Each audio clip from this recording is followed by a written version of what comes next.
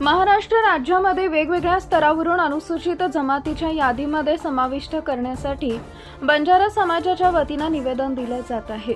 तथापि बंजारा समाज हा जमात नसून जात आहे, त्यामुळे बंजारा समाजाला अनुसूचित जमातीमध्ये समाविष्ट करता येणार नाही। आदिवासी समाजाला खऱ्या अर्थानं 7% आरक्षण अद्याप मिळालेलंच नाही, कारण आधीच समाजात गैर आदिवासींची घुसखोरी झालेली आहे।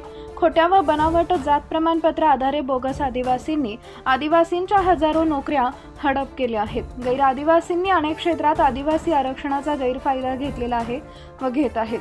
काही महिन्यापूर्वी सरकार 4000 बोगस लोकांना बेकायदेशीर सेवा संरक्षण दिलंय। आदिवासींचा विकास होण्यासाठी आदिवासींचं आरक्षण हे आदिवासी लोकांनाच मिळालं पाहिजे, म्हणून आदिवासीच्या आरक्षणात बंजारा समाजाला समावेश करण्यात येऊ नये, अन्यथा येत्या काळात आमच्या सामाजिक संघटनेकडून तीव्र स्वरूपाचं आंदोलन करण्यात येईल व होणाऱ्या परिणामांना शासन जबाबदार राहील, असं यावेळी सांगण्यात आलं आहे। यावेळी विश्व आदिवासी सेवा संघटना व आदिवासी क्रांती दलाच्या वतीनं जिल्हाधिकारी कार्यालय आवारात निदर्शने करण्यात आली। बंजारा समाज आरक्षणाचा विरोध करण्यात आला। यावेळी संघटनेचे अध्यक्ष जितेंद्र बागुल, सचिव संभाजी जगताप, ॲडव्होकेट गीतांजली पाडवी व संघटनेचे पदाधिकारी उपस्थित होते। नमस्कार।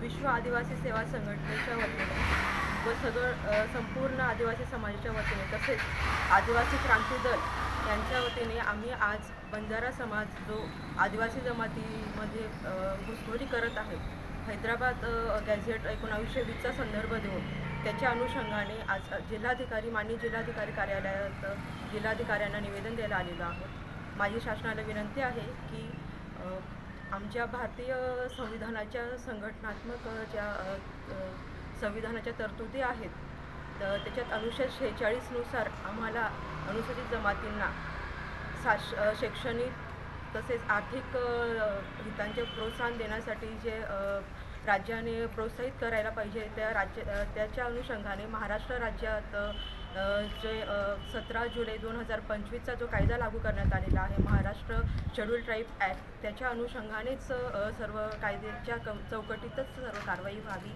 आणि ज्या इतर राज्यांनी बंजारा समाजाला अनुसूचित जमातीत समावेश केलेला आहे त्याचा विचार न करता आम्ही महाराष्ट्र शासनाचे महाराष्ट्र राज्याचे नागरिक असून आम्हाला महाराष्ट्र राज्याचे जे कायदे जे नियम आहेत ते लागू होतात व आमच्या अनुसूचित जमातीच्या निकषांची पूर्ण निकड जी आहे, ज्या बाबी आहेत त्या बंजारा समाज पूर्ण करत नसून आम्हाला ज्या संविधानाने जे घटनात्मक तरतुदी दिलेल्या आहेत त्याच्या अनुषंगानेच सर्व चौकटीत सर्व कारवाई व्हावी व बंजारा समाजाला आमच्या अनुसूचित जमातीमध्ये समावेश होऊ देऊ नये।